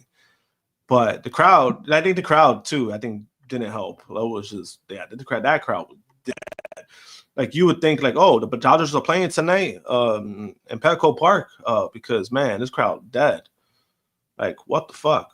Like, yeah. I mean, this is probably the most positive thing I will agree with about this matchup. Kevin Hibreu says, I take Vaquer versus Nikki boring match over Nikki versus Becky was terrible. That Nikki and Becky matchup is one of the worst matches of the year, like top 5 worst match of the year. Oh yeah, so many botches, so many miscues. It was just way too much. This time around, it wasn't so much it was miscues. It was just, you know, like you said, like those punches that she was doing. I'm just like, come on, sis, how long you been in the wrestling business? You can't tell me that's good. You know? So it was like she made less mistakes, to her credit. She made less mistakes. It was a boring match. We got here a bunch of people who agree, saying that this is the wrong ever for Nikki Bella. We got Sojo who says 2.75. We got Christopher who says 2 stars. We got Davion who says, I don't want to be mean, but I did not like this match at all. We also got a difference of opinion. We always like to highlight difference of opinion. GTA for Life says, you guys sound like hater for anything. I mean, it's hater. I mean, it's haters. Like, you're gonna say it right. Just say, you got to add the S at least. Like, you can't even say that right. So I don't know what to respond to that. You can call me a hater all you want. The match was boring. Like, I almost fell asleep. GTA for Life, like I said before, I said at the top of the show, maybe you're joining us late. If you feel differently from us, please let us know what you liked about the matchup and why you liked the matchup and why you think it was good in difference to us. But just calling us names and saying you're haters just makes you come off like you have to be 12, right? And that's okay. If you're 12, we want you to watch. We want kids to watch as well. But you definitely need to kind of develop higher learning and understand that we're not just hating. We're actually giving you context of why we didn't enjoy something or why we did enjoy something. Scroll back a couple of minutes and we told you why I enjoyed John Cena versus Dominik Mysterio. It's not. Yeah, I want to ask him a question too. Are you part of the Bella Army, the one that went after SRS for having he made a comment about Nikki's booking and then all the fans got in their feelings over it? Because I mean, what he said wasn't exactly wrong. What he said was actual fact. It was an actual fact, and everybody got upset. Like, were you one of those people who were upset about that? Because when I said it was boring, it was boring. It had nothing to do with Stephanie. But Nikki, I've met Nikki Bella before. Nikki's really nice. She's great with her fans. But when you're just not that good in the ring, you're just not good. And you're talking about a full roster of women who are just better. Like, you know, it happens. You're past your time. It happens. And the fact that Triple H booked a freaking filler match on a 4-match card is that's crazy. That's crazy. That's nasty work. I hate to say this, but I fucks with it. Yo, his gangster is unmatched. Oh my god. The gangster of this man to book a filler match on a 4-match card. And the filler match involves one of the best women's wrestlers in the world, Stephanie Vaquer, and a bona fide star, whether you like how she is in the ring or not. Nikki Bella is a bona fide star. The fact that that was a filler match on this show, I gotta respect it. For all I want to criticize him, I do respect gangsta. I really do. Yeah, that was crazy work, though. I was like, damn, you put a fuller match, a Monday Night Raw match on this 4-card paper PLE. That's crazy. Oh, man, there's rumors, Josh. There's rumors. The rumors are true. AEW paid you. I mean, but you know what's rude though? He didn't answer my question. Why ain't I asked you a question? At least answer it. Like that's pretty fucking rude. I'm just saying. Like, damn. AEW paid you comment again. Damn. I love it. I love it. Once you do anything criticizing WWE, I mean, you will get accused of being paid. I love our chat. He answered no question. That's the thing. You asked him, hey, what did you like about the match? Hey, were you one of the Bella people attacking SRS? And we didn't get none of that. You guys are paid by AEW.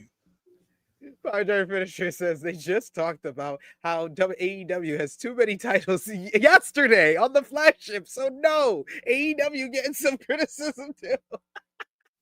And this is where when we have people like this in our chat, this is when I come to really appreciate our chat. Our chat is awesome. Our chat is awesome. Everybody's just calling him a bot at this point. I mean, hey man, GTA.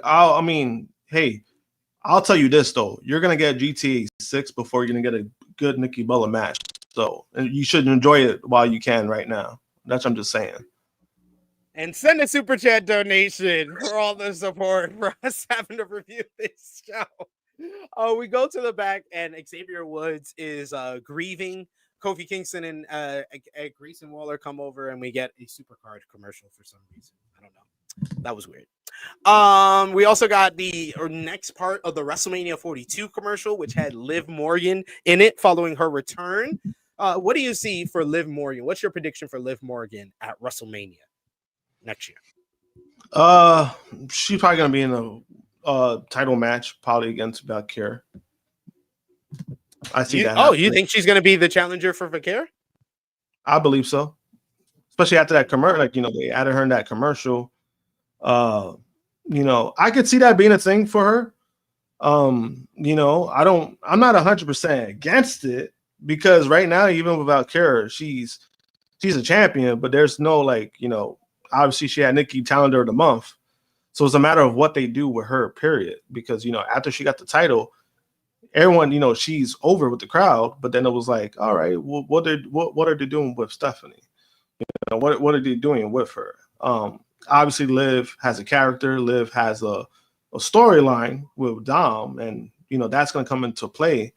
Some people are talking about the Rhea stuff. I don't think they should not run that back. I don't want to see that again. I don't want to see that for a while. I think probably a championship thing for her for Mania. I do kind of see that happening. I think because with the women's War Games, how it ended, you would think that would be a perfect ending if Becky Lynch was still the Intercontinental Champion to set up AJ versus Becky for the Intercontinental title. But I tend to feel like WWE may think AJ versus Becky is so big it doesn't need a title, and they could still run that at WrestleMania. But I can see them transitioning that Intercontinental title to Roxanne and doing Roxanne versus Liv for the IC title. Ooh. You see, I wouldn't be against that either. I think they're going to do Rhea and Stephanie at WrestleMania. Which is like, I mean, I get it. Rhea's the top female. I get it. But it's like, sis, how many times you get the title? We're probably going to lose again. I don't know. I'm just saying. Teach us out. We got Vala who says, hot take, good things good, bad things bad. I like how he said hot take. Hot take, y'all. I'm giving y'all a very hot take here. And see, he answered the question. Look at that. GTA says, you wish I was one of the Bella Army? Hell no. I mean, it sound like it, pal. It sound like it. I'm just saying. It took you that long to answer that. Why didn't you answer the first question? You still got you guys still got another question to answer. He still ain't tell us what we are sticking on this matchup. And he still hasn't told us what he enjoyed about Vaquer versus Bella. That's different because he didn't enjoy it. It's just this is somebody who's just probably just somebody who upset. I understand. You're gonna be upset. I get it. The match was boring. Like, you think I'm not upset? I had to watch that last night. Wasted my time. You know what? I'm upset too. Like I could have taken a shit during that time, but I didn't because I had to watch the match so I could do this review. So why are you upset? I could have been upset. We literally criticize AEW on this podcast. We got Davion who says Nick is in here getting mad over WWE being criticized. We criticize AEW too. Watch the damn catalog over the years, blood. Yes, we've been criticizing all these companies since 2018. AEW since 2019 because they just came around. But we've had this channel for quite some time, sir. Driver Finisher agreeing with me, saying Roxy should win. We got Emmanuel who says, has there been an update on Bianca? She's expected to be back at the beginning of next year. And it seems more than likely they're going to run Jade versus Bianca at WrestleMania. So we'll see how that goes down there. Yeah. And besides that, she actually looks good. Like she's been doing like TV appearances. I know she did like some kind of appearance for like I forgot. I think BET or something. I could be wrong. I know she did some kind of appearance. She looks healthy. She looks great. Her hands look good. Like when I was seeing I was like, oh, is she wearing a cast or something? She's not wearing a cast or anything. So she looks good. She looks ready to go. I think it's a matter of storyline. You don't have to rush her. I think you could rush her back in Royal Rumble. That could be a thing. So this is going to be an interesting Women's Royal Rumble because you would think Liv has to be considered a favorite just coming back. You would say Bianca, if she's going to return in the Rumble, she would have to be a favorite. Rhea Ripley, if she's going to be in a title picture, would be a favorite. Io Sky is going to be back in the Women's Rumble. Maybe she could be a threat due to her popularity throughout this year. Like, there's a lot of people that's in the mix more than it was in the last couple of years. Yeah, I mean, it's good for them. It's just a matter of execution that they're going to execute it. That's the only thing. The talent, the amount of talent has never been an issue for anything. Right, it's a matter of that's the main thing that people tend to forget when they criticize us for criticizing is that we are usually more often than not 9 times out of 10 we're criticizing the booking and the writing and the creative of all these companies. We never rarely criticize the talent. Like we just criticize Nikki Bella because she's given us a catalog since she's been back and it hasn't lived up to what the current standard is in women's wrestling. So that's probably the closest that we've came to criticizing talent on this podcast. Yeah, I mean, and I was even giving props to Nikki. I was like, I think she's a nice individual. Like again, like I met her, she's really nice. It's just, in any kind of this kind of field of like wrestling or in sports, sometimes they come past their time. And I do feel like Nikki's past her time, not only past her time, but she's in a situation in the current era of women who are just so much better. It's not a knock to Nikki. It's the truth. It's the truth. I'm just saying. Bala said, like, genuinely, find me one thing that Jimmy likes. As Alexander Fitzgerald said, you can just put up a Jimmy montage of him going in on AEW to beat any allegations, right? But Jimmy genuinely likes LA Knight. That's about it. That's kind of crazy. Out of all things to like, you like LA Knight. That's definitely a choice. He likes LA Knight. Let's talk about the main event of last night's show, WWE Survivor Series, was headlined by the men's WarGames matchup. CM Punk and Bron Breakker started off the matchup. I kind of expected Bronson Reed, but I like Bron Breakker as the choice to be the first entrant. We got the full entrance, nice little aura farming entrance with the tunnel and everything from Bron Breakker there. Braun pushes Punk over a couple of times and then barks at him before they actually start wrestling. Punk hits a flying clothesline, but Braun eventually counters, hits a release overhead throw, mounting punches by Braun. Then Punk does some Bret Hart corner spot, and then Braun throws him overhead again. Braun puts Punk up top, climbs up with him, but Punk fights him off, and he fights off a superplex and hits a flying clothesline from there. The clock is more accurate here as we get the 5-minute call, and out comes Drew McIntyre, which gave commentary the chance to talk about Drew and Punk's rivalry. I love Michael Cole saying, yeah, they had a rivalry that stems a couple of years ago. I was like, Michael Cole, that was last year. Anyway, he looks at Punk like there is a tombstone on his head, and they start having a hockey fight. We get Bron getting involved, and they double team Punk for a bit. Drew grinds Punk's face into the cage for a bit, and I guess we get some blood from there, because all of a sudden Punk just came up bleeding. All of a sudden, I was like, what happened?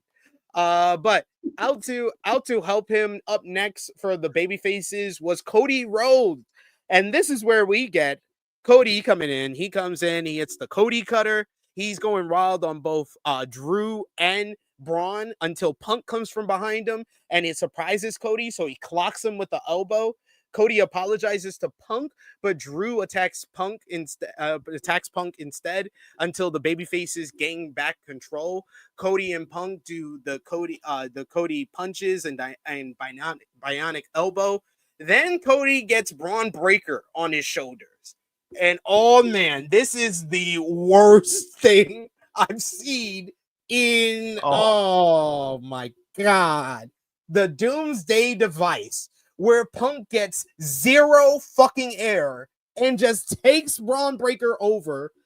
Cody does not drop with him like an electric chair. He just allows Braun to just go off of his shoulders, and he goes straight onto his fucking head. Braun really needed to get further over on that landing, and he's down on the corner. The doctors are checking on him as Cody and Punk have to just buy time by working over Drew for a bit. Eventually, Logan Paul comes in, and we get the heels having the advantage. They beat down on the two champions for a bit, with Drew and Logan doing a double delayed suplex to Punk. Jimmy Uso is in next. He's definitely the odd man out when you think of overall construction and complexion of this match. Jimmy slams the door on Braun's head. He goes under the ring and he puts a table into the ring. Big pop for the table, of course. We get some work with the baby faces, eventually getting some control of things. Braun works over with Cody for a bit in the second ring. The other four are in the first ring. Logan moves to Cody. Drew kicks Jimmy, and Logan clotheslines a now bleeding Cody. Like, the blood for Cody and Punk came out of nowhere. I don't even know how it happened or what was supposed to happen. The heels have the advantage as Bronson Reed comes in. He delivers the tsunami to all the men in the ring, and eventually they're up like a few minutes later, so you kind of rendered the tsunami meaningless for a bit. Then Jey Uso comes out, and just in case you didn't feel that WarGames felt like WarGames, Jey Uso's here to help us out. And much like the heels, Roman as an anchor, it was just a given. Jey heads to the ring with no weapons, starts laying in strikes, double super kicks for Reed and Braun. We get the 1D for Logan, and then Jey calls for his theme again. And we get a full-on yeet session with Cody, Punk, Jimmy, and Jey. Jey's all the way up on the cage. He's partying. Punk has a chair, and he's playing it like a guitar. They run down the clock, and out comes Brock Lesnar. Brock Lesnar brings some type of intensity to this matchup. He starts laying out the baby faces. We get an F5 to Jimmy, F5 to Punk, F5 to Cody, F5 for Jey. It was like, damn. He came in and wiped out the whole crew within mere minutes. Then Brock, here's the countdown coming off, and he exits the cage to stand on the steps and waits for Roman to come out. Roman's Reigns music hits, and he gets a big pop from the crowd. He comes out the slow walk as he sees Braun in the entranceway and starts delivering Superman punches around the ringside area. Over by the commentary table, Brock eventually reverses things. He hits a big old F5, laying Roman out. We're laying Roman out with the big F5, breaking through the table. He eventually brings Roman into the ring, and the match beyond begins. Brock with an F5 to Roman, but Cody breaks up the cover. Punk with the go to sleep, and then Cody with the crossroads to Brock, and then Logan Paul breaks up the cover with a frog splash. Heyman hands Logan brass knucks. He starts cracking the baby faces until Roman spears him. He grabs the brass knucks and starts delivering Superman punches all over the place, laying out most of the heels. Eventually, he's trying to give one to Bron, but to Brock Lesnar, but Brock Lesnar lifts Jey Uso up on his shoulders. He's going for an F5, so Roman has to think fast, and he delivers a spear through the table, laying out all three men. Jimmy checks on Roman and gets him to his feet. Braun spears Jimmy. Drew with a low blow to Cody in the second ring, while Braun spears Jay, and then he spears Roman as well. He then comes into the ring and he goes for a spear on Cody. He hits that for the Steiner clan. Then eventually it's Punk and Braun left in the ring. Punk dodges a spear. Braun eats the cage, and then he picks him up for the go to sleep, but Logan breaks that up. So Punk hits him with the go to sleep. Braun breaks up the cover. Then a masked man in a hoodie hops the cage, climbs inside. He super kicks Punk like Seth Rollins would, and then delivers Seth Rollins' curb stomp.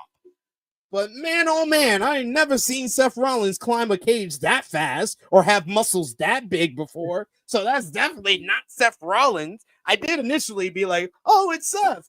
But then when he hit the curb stop, I was like, yeah, that's definitely not Seth. No reveal here as he just looks at Braun Breaker and exits the cage. Braun picks Punk up. He runs the ropes, hits one massive super spear. 1, 2, 3. Braun Breaker picking up his biggest win yet, pinning the World Heavyweight Champion to win WarGames for Team Vision. We get Brock, Drew, Logan, Braun, and Paul all celebrating outside of the ring as the fireworks go off. Inside the ring, the baby faces are recovering. Punk is down on his back, but Roman helps him to his feet. He offers his hand, and they even give each other a fist bump. I was like, what the fuck? Both men then look at Cody. Cody gets up on his own. He and Roman stare each other down. They seem to share respect, but no handshake or similar before Roman leaves the second ring, still eyeballing the champions. Cody moves to Roman, and Roman says this is the last time they'll ever team, and you just know that, and that's how the show ends. Very anticlimactic way to tease what potentially seems like it's going to be a WrestleMania 42 rematch. WrestleMania 40 rematch at WrestleMania 42, as Dave Meltzer of the Wrestling Observer newsletter reported that the current plan for WrestleMania 42 main event are Braun Breaker versus CM Punk for the World Heavyweight Championship and Roman Reigns versus Cody Rhodes 3 for the undisputed WWE Championship. As far as my opinion on the matchup, it was fun for what it was. It was pretty fun. I enjoyed it. I give it 3.5 stars. Smoke and mirrors, but I enjoyed it for what it was. Josh, what did you think? I thought it was okay at best. Just because I don't know, I felt like there was something missing in the match. I felt like Brock did bring that back a little bit, but you know, when you have a guy just doing his finisher and it's always all the time, kind of just like you just feel numb to it, where it's like, oh wow, he took everybody out with the F5. Okay, cool. That's about it. You know, and then him and Roman battling it out, him leaving the ring, and that's why I said, yeah, they fucking changed the rules because it was fucking Brock involved. He got out of the ring, that's why I was like, yeah, that's why they did that. And then the match itself didn't start until like they got into the ring.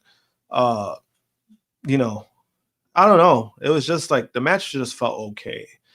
As far as the ending part, I do feel like the right person did win.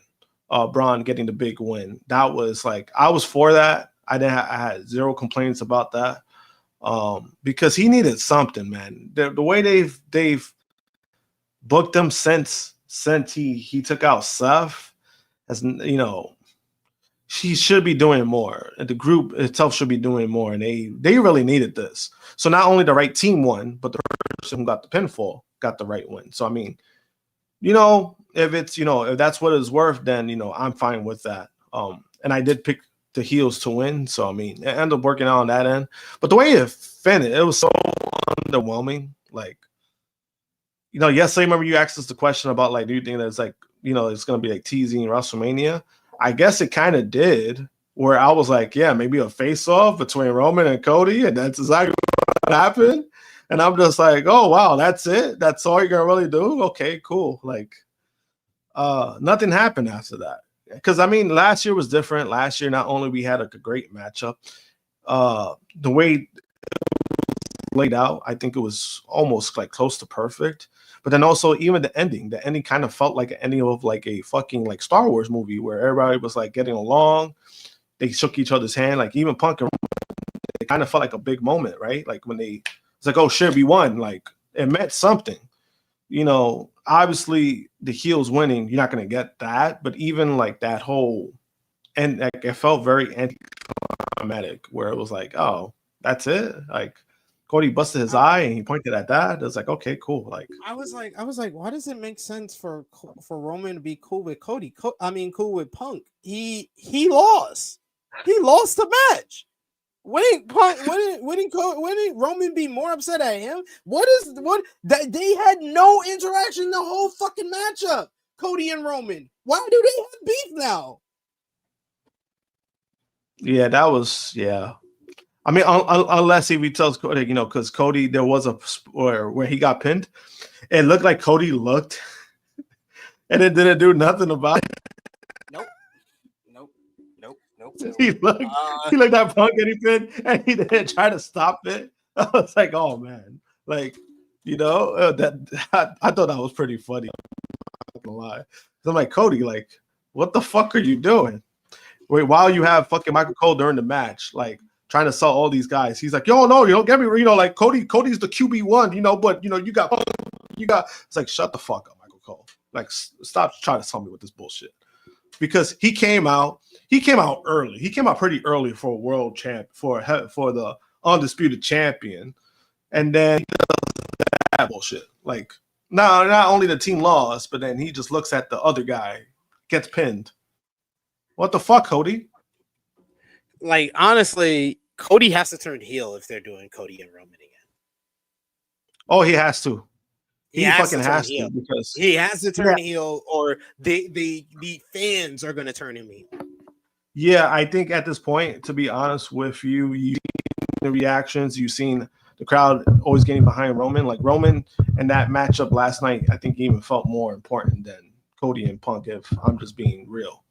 He felt more important than them on Monday. He felt more important than them last night. He's just more important. It's been too many instances, and you know me, right? And I've been saying it. I got no problem calling it like it is. As much of a Cody fan that I am, like every time you see Roman get on TV, it just feels more important. And this was no different. Not only the build-up, the segments last night. Even felt the same way. You got these two getting their asses kicked. Roman came out last. He came out last. What does that tell you? Rachel saying the Cody Roman tease better be a swerve because delaying Roman versus Punk for another year is crazy. Cody versus Punk 3 doesn't need to happen at Mania again. Also, is Randy gone for good? Like, yo, like that report from Dave. I was like, really? I was hoping that was just them being stupid, because I was like the Roman Punk dynamic is so much more interesting than Cody and Roman. I mean, Cody and Roman at this point. Roman and Punk have so much stuff that is left unsaid, despite them being in the three-way at WrestleMania, and they still have Anna from that whole thing. So, yeah. What? No, I do agree with that. I think they should just do Roman and Punk, and then even if Roman gets that other title, he gets the World Heavyweight title. Guess what? It's another accolade under his belt, and then you're making that belt even more like, obviously I think Punk is doing a fine job as the world champion, but, Roman having that, I mean, that's kind of, I mean, that you're leaving money on the table when it comes to that, to be honest with you. Because I think him getting the Undisputed title back, it's cool. I think it'll be cool, but, you know, and the two matches we've seen, Cody and Roman, they've been great matches. So that's not the knock to that, but it's just like, we already gotten that. We already got 2 WrestleManias off of that. We haven't gotten Punk versus Roman, and that's something that people have been wanting to see for a long time. And I think they should just fucking do it. Do it at Vegas. Like I think that they should already pull the trigger on that. Honestly, I wouldn't mind that. That would easily be, I think, a night 2 main event. Honestly. Oh no, don't get me wrong, Adrian. I'm not saying that I think Cody's gonna turn heel. I'm saying he needs to turn heel for this rivalry to work. I am not saying that I think. This is WWE and this is Cody Rhodes. I do not think he's going to turn heel. I'm saying he needs to make this work. It doesn't work. Because the problem is that Cody is in the John Cena vortex kind of bubble where they're like, oh no, he loves the kids. We can't do that. At the same time, when you see the crowd turning the way they're doing it, and Roman does cater more to the adults, sometimes you got to see the bigger picture. And I think Cody turning heel not only could be good for business because we've seen Cody as heel, but I mean, Roman's obviously just feels bigger at this point. This was what WWE has always wanted. They wanted Roman to be the bigger guy, and guess what? You've been having Roman being the bigger guy for so long now that now it's even more solidified because it's in the aspect of pushing your biggest baby face that you've gotten in a long time. So I wouldn't be against it. But I think to me, it's just, I think the dynamic between Punk and Roman, there's more story there. There's more of an interest there. There's more of like a real kind of like, even personal thing against both of them. You know, what people forget is that Punk was responsible for Roman's, when it comes to the fan reaction, Punk played a big part of that in real life because he was like, they want to make him look strong, when he did that podcast. And, that did ruin Roman's credibility. And it was, it's not fair to Roman because Roman is just doing what he could do to be, a top guy. And that kind of ruined him. And then that whole thing, the Rumble ends up happening. So all that combined, there's some real stuff that you could even use that makes that more interesting. I prefer that than getting Cody and Roman 3. Again, I'm not opposed to it, but I think the dynamic between Punk and Roman is way more interesting storyline wise. And I think they could put on a great match because they have worked well. That triple threat this year was a great match. So I mean, I wouldn't put it past that. We shall see how that transpires. And to answer the other question that we have coming out of this matchup, it is not Seth Rollins as the mystery man.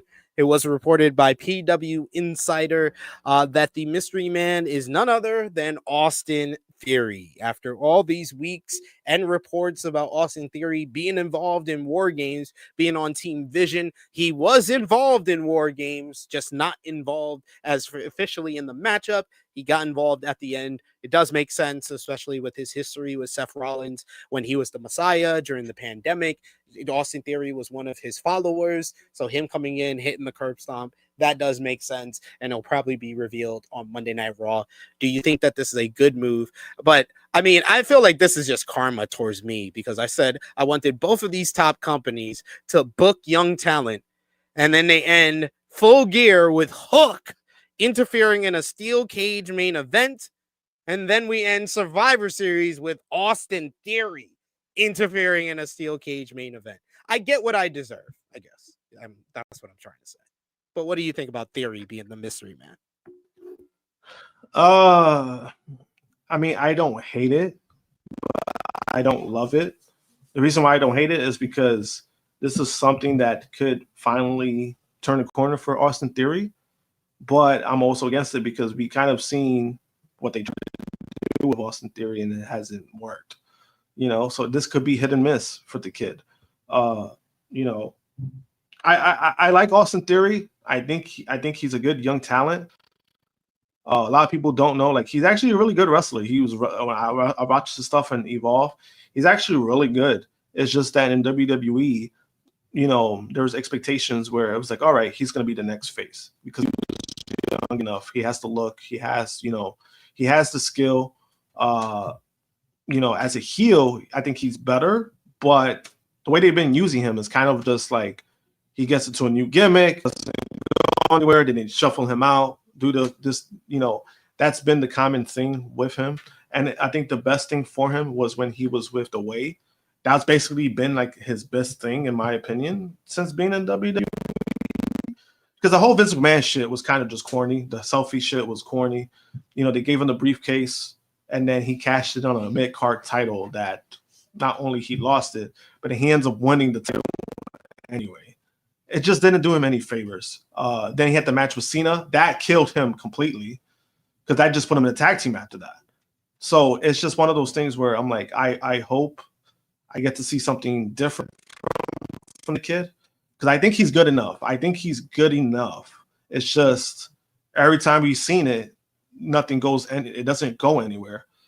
That's why I'm pretty mixed about it. But, you know, if it goes somewhere, I'm for it.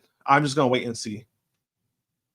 He also has that stigma of being like Vince's last chosen one that he still hasn't like even recovered from or erased the stench over. So yeah, I mean, I think that this is kind of Theory's last chance to make good and find a role that he can kind of ride that path down for the rest of his career towards. But it seems that some people it seems indifferent. It seems polarizing, the reaction from fans in regards to Theory being the mystery man here and how he's going to work with the Vision. I think that it does work with the Vision, especially because Paul Heyman loves Austin Theory. Like, he loves Austin Theory. He was praising Austin Theory when he was working in Evolve back in the late 2010s. He loves that kid. He's gonna big him up, and he's gonna try his best to finally give Theory the push that Vince always wanted him to have.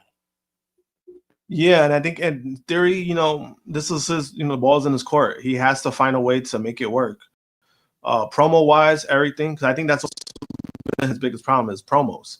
Because, you know, when he went toe to toe with John Cena, that's what killed him too. Like that promo, he went head to head with John Cena. Not only John Cena buried him, but then his Theory's follow up just wasn't good. And, you know, I think that startled him. And, you know, again, like I want it to work. And like I said, I liked Austin Theory. You know, I've seen him a few times on the indie scene. You know, the promotion I used to work with, he was there. Like, he was one of the guys that we booked for the show. He's a good dude. You know, he's a good guy, and I think he has all the talent in the world.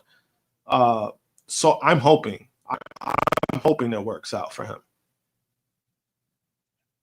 We got a couple of comments here that are kind of related because we have Chuck Berries who asks, so with Theory in, does that mean Paul is out? While Danny just believes. Danny's been saying this for weeks, even though WWE has been saying the opposite of what Danny's saying. Danny says the Vision is Bronson Reed, Braun Breaker, and Austin Theory. Logan isn't a legit member.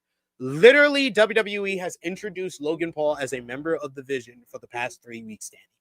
Even at last night's post-show for Survivor Series, they announced him as a member of the Vision. And then when Paul Heyman was asked if he's a member of the Vision, he purposely did not answer.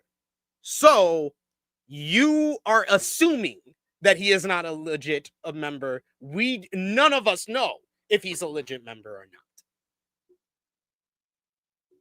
Once again, I will tell you, Danny, please add IMO to your comments, because you use a lot of these read like you're saying that this is just fact. This is a known fact when it's just your opinion.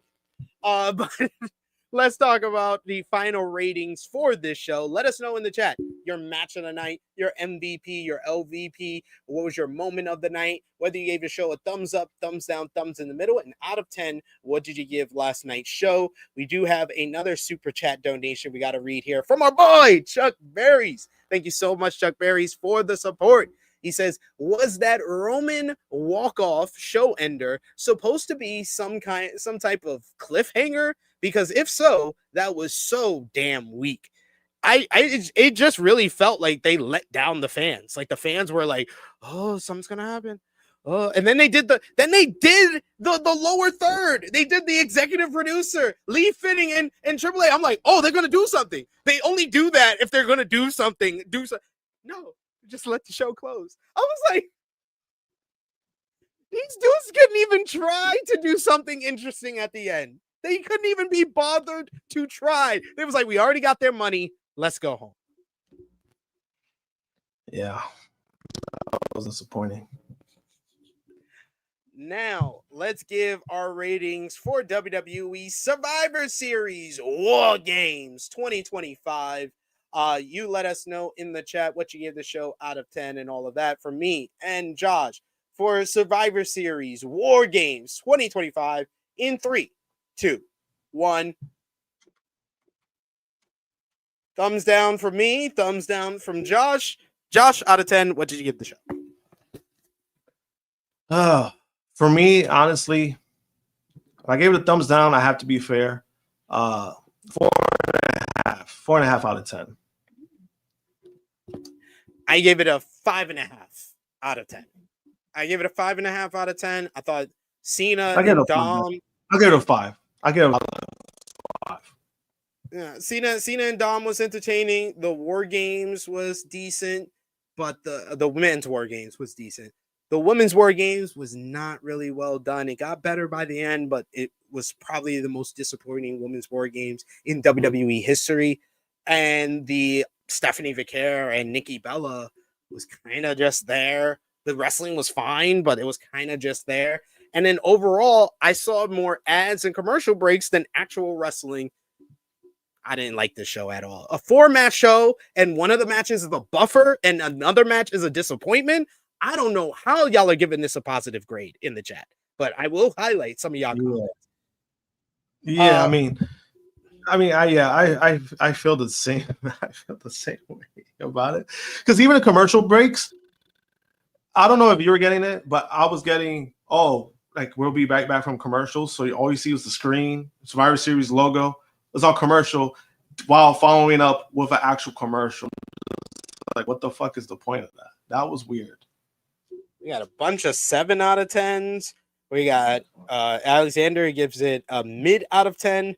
We got Adrian who gives it a 2 out of 10. This show was the usual subpar WWE PLE.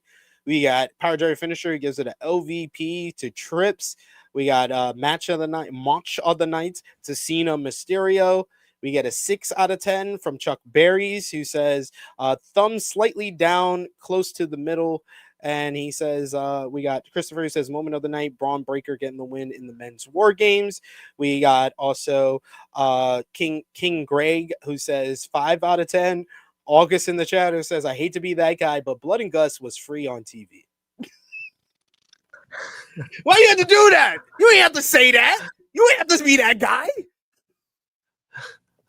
But he was. I'm kidding. That was awesome. That was kind of awesome. We got the highest grade in the chat. 8.75 out of 10 from Ryan Armstrong.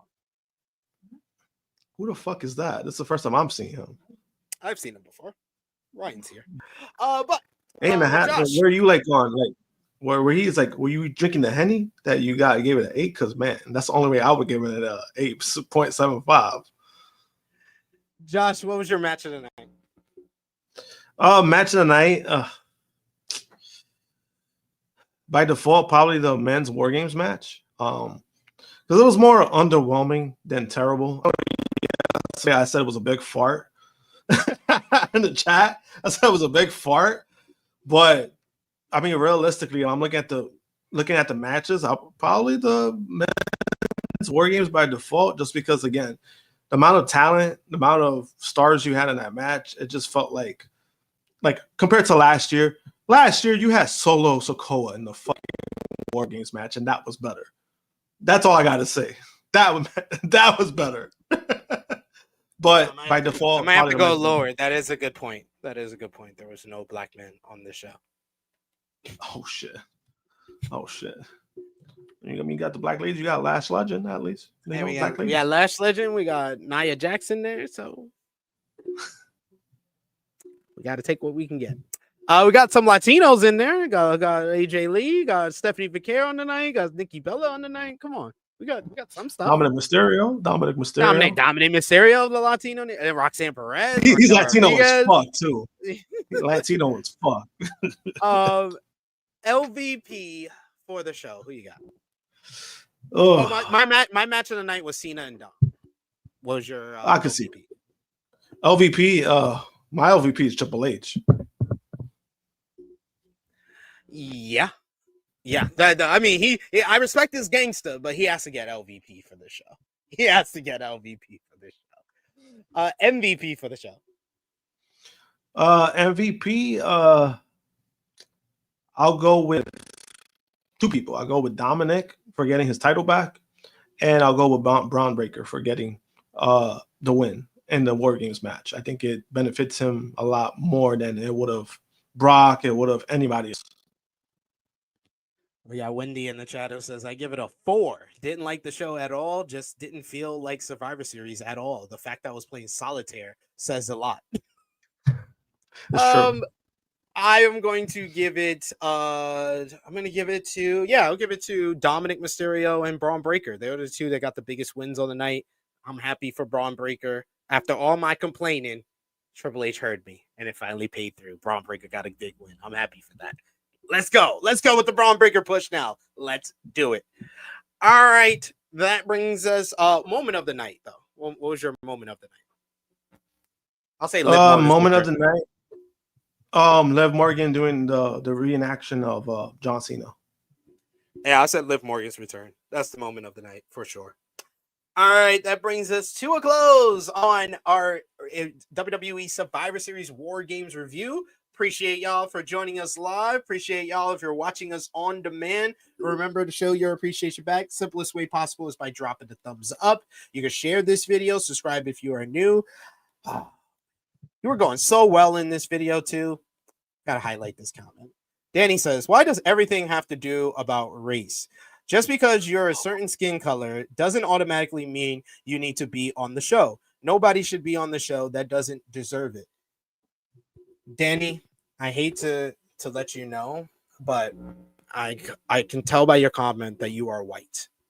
And I'm just going to let you know that for the better part of 100 years, there has been a systematic oppression and prejudice against Black people.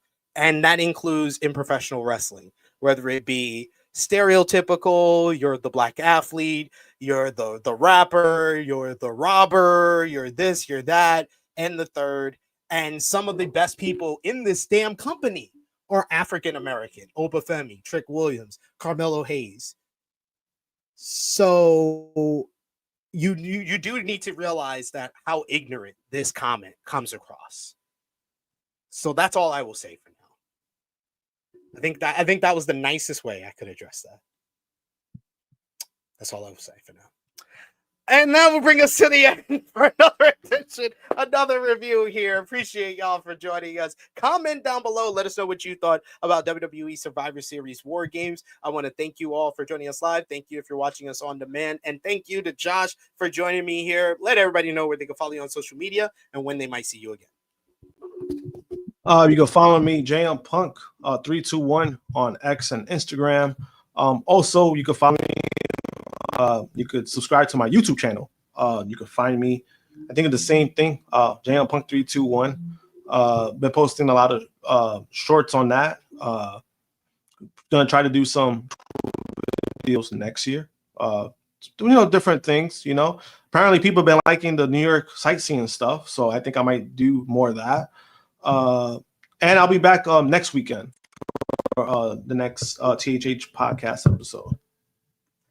Absolutely. We will be back with you next Saturday, 10:05 a.m. Eastern Time, where we'll talk more about WWE Survivor Series WarGames. We'll talk some more about that also on Rated Raw Review on Tuesday at 1:05 p.m. Eastern Time. It will be myself, Top Guy JJ will be back, and we'll be talking about that. It will be myself, Josh, and I believe we'll have a special guest next Saturday, so be on the lookout as we'll announce that during the week. We got an NXT deadline a preview coming up this week as well, as that show's coming up. And we'll also do a preview for ROH Final Battle this week. So a lot for you to enjoy. But follow me on the Twitter machine at TrueHillSP3. Follow the gang, Facebook, Twitter, Instagram, TikTok at TrueHillHeat. Patreon.com/TrueHillHeat. $3 a month gets you exclusive content. The best way to support us when we are not live here. Check out all the great content we got on the channel right now, like our THH 357 flagship podcast from yesterday with special guest Lyric, who was awesome, talking all about AEW Full Gear and all the news coming out of AEW, as well as gearing up for WWE Survivor Series. And of course, we appreciate y'all for joining us for our WWE Survivor Series War Games 2025 review. For myself, Josh, it is me, your Trill Phenom SP3. We are signing off until next time.